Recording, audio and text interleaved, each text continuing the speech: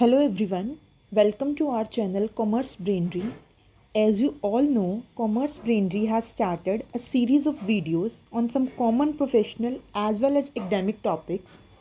In this series, we have already launched some videos on the topic like how to introduce yourself for any interview and how to write a professional resume.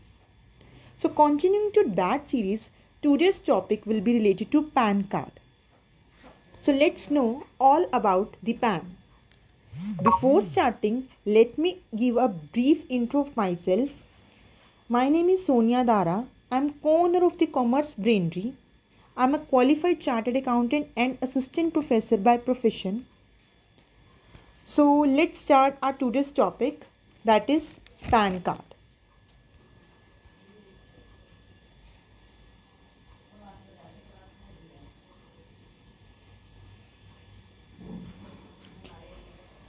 So in this video, we will cover some topic related to PAN card.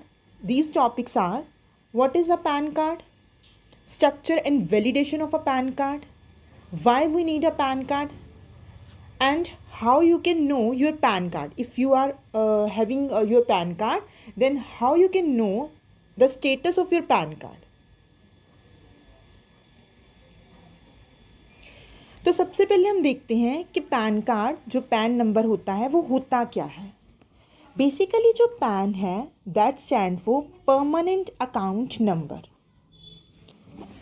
Permanent account number क्या है? ये एक ऐसा unique 10 digits का alpha numeric number है जो कि issue कौन करता है? इनकम टैक्स डिपार्टमेंट इशू करता है. बेसिकली ये रहता है किसी भी तरह से आइडेंटिफिकेशन के लिए, और आप ये कह सकते हैं कि इस कार्ड के ज़रिए ही, इस नंबर के ज़रिए ही जो इनकम टैक्स डिपार्टमेंट है किसी की भी सारी मॉनेटरी ट्रांजेक्शन्स पे क्या करता है, उसको ट्रैक कर सकता है. ठीक है. Then the PAN system of identification is a computer based system that assigns a unique identification number to every Indian tax paying entity. ये क्या रहता है?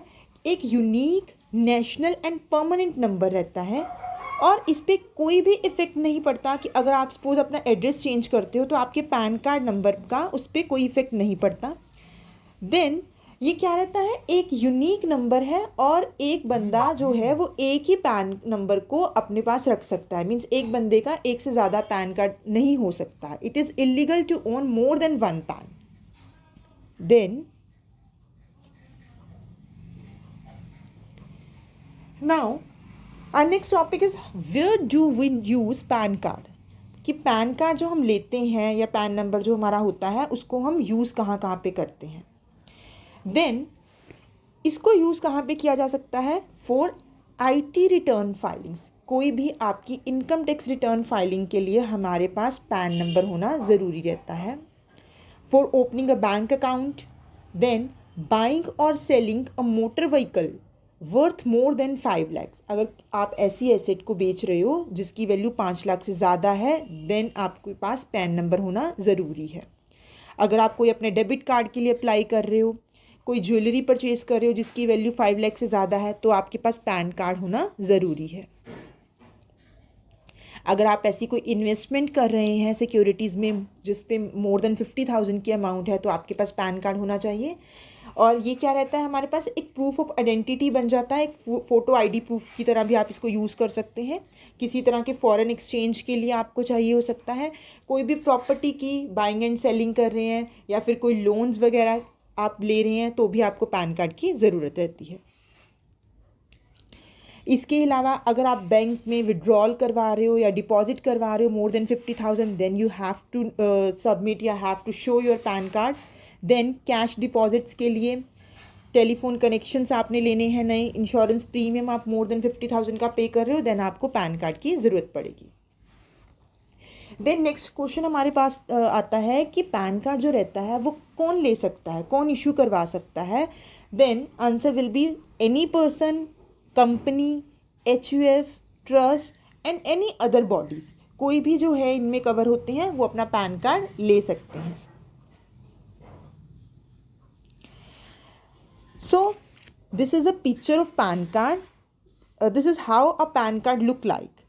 इसमें क्या रहता है, जो पैन कार्ड होता है हमारे पास, जैसे मैंने आपको पहले बताया है कि 10 जो होते हैं अल्फ़ा न्यूमेरिक नंबर्स होते हैं, ठीक है।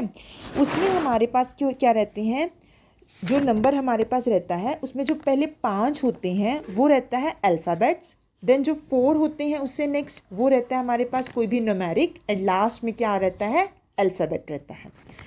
अब ये जो नंबर रहता है ये क्या डिपिक्ट करता है, तो मैं आपको बताऊं, जो पहले 4 अल्फ़ाबेट्स रहते हैं, सॉरी जो पहले 3 अल्फ़ाबेट्स रहते हैं वो क्या डिपिक्ट करते हैं, वो कोई भी AAA टू ZZZ तक की कोई भी नंबर कोई भी अल्फ़ाबेट्स हो सकते हैं, ठीक है। ये उनका कोई ना कोई अपना ऑर्डर चलता है जिसके अकॉर्डिंग वो क्या करते हैं, ये 3 लेटर्स को यूज़ करते हैं।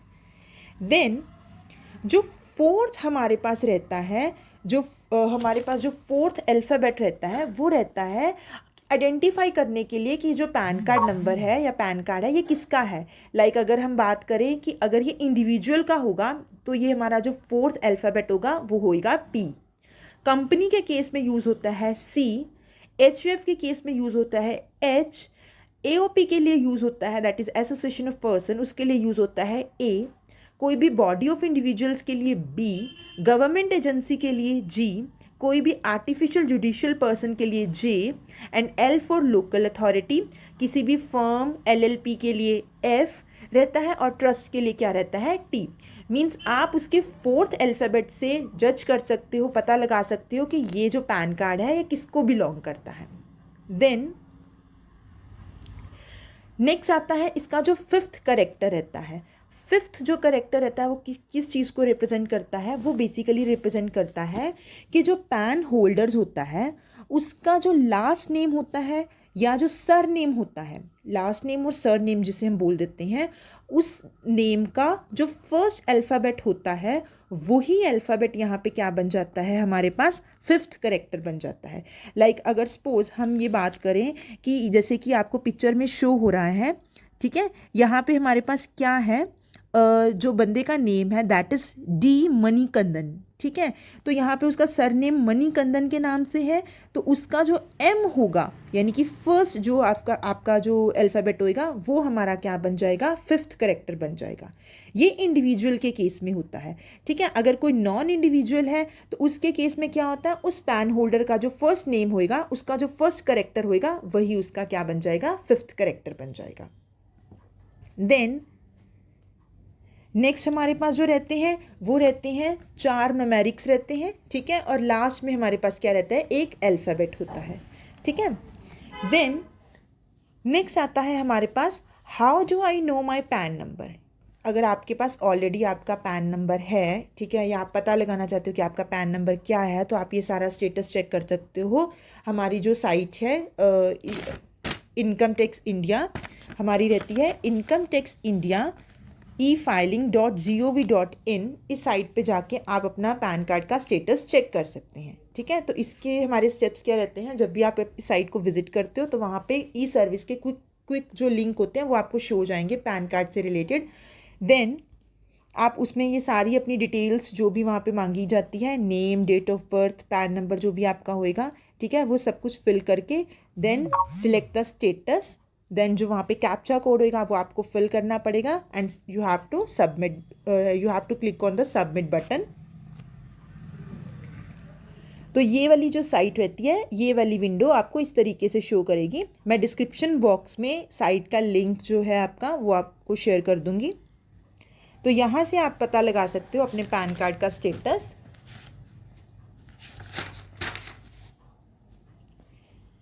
तो ये कुछ बेसिक चीज़ें थी जो पैन कार्ड से रिलेटेड आज हमने डिस्कस करी हैं इस वीडियो में। I hope you all have enjoyed the video. Thanks for listening.